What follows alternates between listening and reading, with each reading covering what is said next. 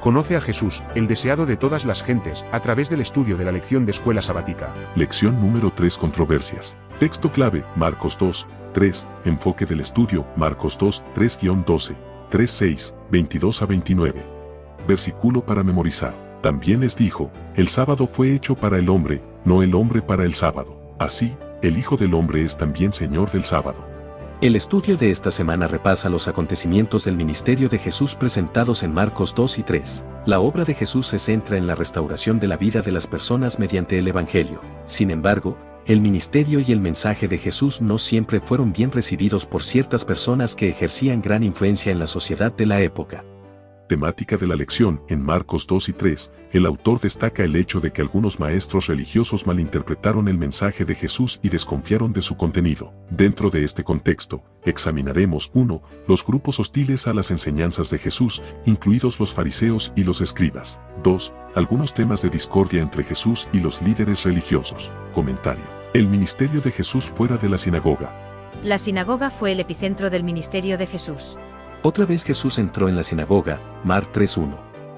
Sin embargo, Jesús no se limitó a ese ámbito durante su ministerio. Esta flexibilidad es algo que lo distingue de los maestros de su tiempo. Para comprender mejor el ministerio itinerante de Jesús, debemos fijarnos en la estructura de los primeros capítulos de Marcos.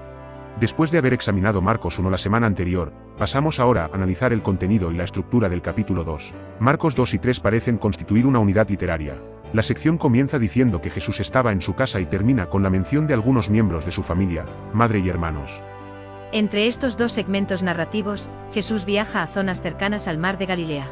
Va a un lugar donde se cobraban impuestos y luego entra en la casa de Leví. A continuación, se dirige a los sembrados. Seguidamente entra en la sinagoga. Luego se retira con sus discípulos al mar, y más tarde entra en otra casa. En resumen, este segmento del relato de Marcos pone de relieve que Jesús atendía las necesidades de las personas en sus casas, en la sinagoga, e incluso en zonas rurales. Su ministerio era tanto urbano como rural. Grupos polémicos y hostiles. Otro punto preliminar para considerar en Marcos 2 y 3 es la hostilidad de algunos líderes políticos religiosos contra Jesús y su ministerio. Entre los grupos mencionados en esta sección están los escribas, los fariseos y los herodianos, tres segmentos importantes de la sociedad israelita durante el ministerio de Jesús. Los saduceos son otro grupo, pero no aparecen en esta sección de nuestro estudio. El desafío al que Jesús se enfrenta ahora no son las fuerzas de las tinieblas. Los demonios no tienen un papel activo ni un poder real contra él en esta sección del relato más allá de lo que se menciona en Marcos 3 y 11, donde, según afirma el autor, los demonios se postraron ante Jesús. El conflicto al que hace frente aquí tiene que ver con algo más concreto, los maestros o dirigentes espirituales de la nación. Los eruditos coinciden en que los fariseos y los escribas ocupaban posiciones de liderazgo en la sociedad judía aproximadamente desde el año 200 AC hasta el año 100 DC. Quienes integraban estos dos grupos eran los líderes letrados y eruditos de la nación que habitaban en diversas regiones del país. En cierto sentido, los escribas y los fariseos representaban el sector erudito de su época. Michelle Lee Barnewall señala: los fariseos pudieron haber surgido de los saduceos, vinculados a los escribas, quienes enfatizaban el estudio de la ley y la obediencia a los mandamientos.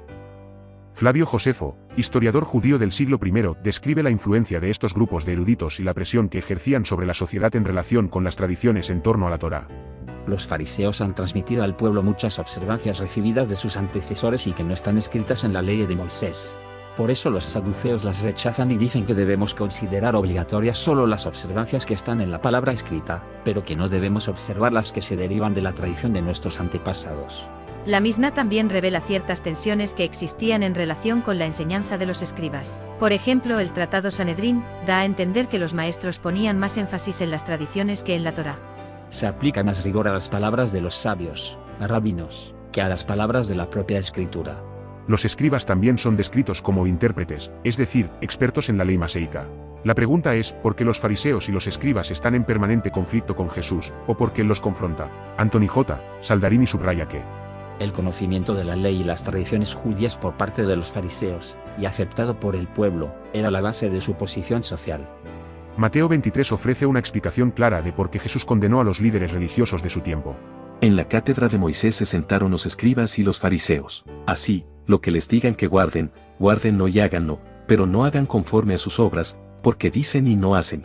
A diferencia de la hipocresía de ellos, Jesús practica los principios que enseña. Por eso es un maestro con gran autoridad, no como los escribas. A diferencia de él, los fariseos y los escribas son hipócritas, pues no practican lo que profesan o enseñan. Como aprendimos de nuestro estudio en el primer capítulo, Marcos destaca a Jesús no solo como alguien que enseña y predica el Evangelio de Dios, sino también como aquel que lo personifica, es decir, lo encarna. En su vida, Jesús trata de aliviar el peso de la enfermedad y el pecado que agobia a la gente y de liberarla del peso abrumador de las tradiciones. Temas controvertidos. Otros incidentes del Evangelio de Marcos revelan también nuevas tensiones entre Jesús y los líderes religiosos. El primer incidente se refiere al paralítico que fue bajado del techo hasta la presencia de Jesús por 4 hombres. Marcos 2:5 dice: Al ver la fe de ellos, Jesús dijo al paralítico: Hijo, tus pecados te son perdonados. De acuerdo con el concepto práctico y dinámico del Evangelio que presenta Marcos, la fe es acción. Jesús reconoció y honró la fe de los 4 amigos del paralítico quienes, al actuar de acuerdo con esa fe, llevaron a su amigo ante el único que podía ayudarlo. La principal controversia en este relato es acerca de la autoridad de Jesús para perdonar pecados. Lo que perturbaba a los escribas no era solo el hecho de que Jesús perdonara los pecados, sino también que lo hiciera en su propio nombre, invocando su poder y autoridad. Por lo tanto, esta acción fue descrita por los escribas como una presunción blasfema. En un contexto en el que solo Dios era visto como capaz de perdonar pecados, Jesús lo hace. Se lo acusa de blasfemia no porque afirme directamente ser Dios o pronuncie su sagrado nombre, sino porque actúa como Dios. Jesús señala claramente que él, como Hijo del Hombre y Dios en la tierra, tiene autoridad para perdonar pecados. El autor del Evangelio subraya un detalle importante: la gente, a diferencia de los escribas, reconoció que la restauración del paralítico, incluido el perdón de sus pecados, era un acto divino. Todos se asombraron y glorificaron a Dios diciendo: Nunca hemos visto cosa semejante. En el capítulo siguiente, los escribas presentan un nuevo argumento contra Jesús y su autoridad o poder para liberar y restaurar a los endemoniados. Los líderes religiosos sostenían que Jesús tenía a Belcebú y que por el príncipe de los demonios echaba a los demonios. Pero los escribas que habían venido de Jerusalén decían que tenía a Belcebú y que por el príncipe de los demonios echaba fuera a los demonios. Por desgracia, los escribas no reconocen que la obra de Jesús es de origen divino, en cambio, atribuyen sus obras al poder de los demonios. Ante esta acusación maliciosa y errónea, Jesús defiende sus acciones como obra del Espíritu Santo. Además, Jesús acusa a los escribas de blasfemia contra el Espíritu Santo. Su concepción errónea de la obra de Jesús los ha hecho culpables de un pecado eterno, es decir, uno con consecuencias infinitas. El pecado imperdonable es la obstinada negativa a reconocer que Dios obra en el hombre Jesús. Lamentablemente, según el autor James A. Brooks, su obstinada negativa No es un acto aislado, sino una acción y actitud habituales. El tiempo verbal imperfecto en griego, el ego, podría traducirse: ellos seguían diciendo. Aplicación a la vida. Sus hermanos deseaban que él cediese a sus ideas, cuando una actitud tal habría estado en completa contradicción con su misión divina. Pensaban que si dijera solamente cosas aceptables para los escribas y fariseos evitaría las controversias desagradables que sus palabras despertaban. Pensaban que estaba loco al pretender que tenía autoridad divina, y al presentarse ante los rabinos como reprensor de sus pecados. En la siguiente página, la autora continúa diciendo: Estas cosas hacían muy espinosa la senda de Jesús. Tanto se condolía Cristo de la incomprensión que había en su propio hogar que le era un alivio ir a donde ésta no reinaba.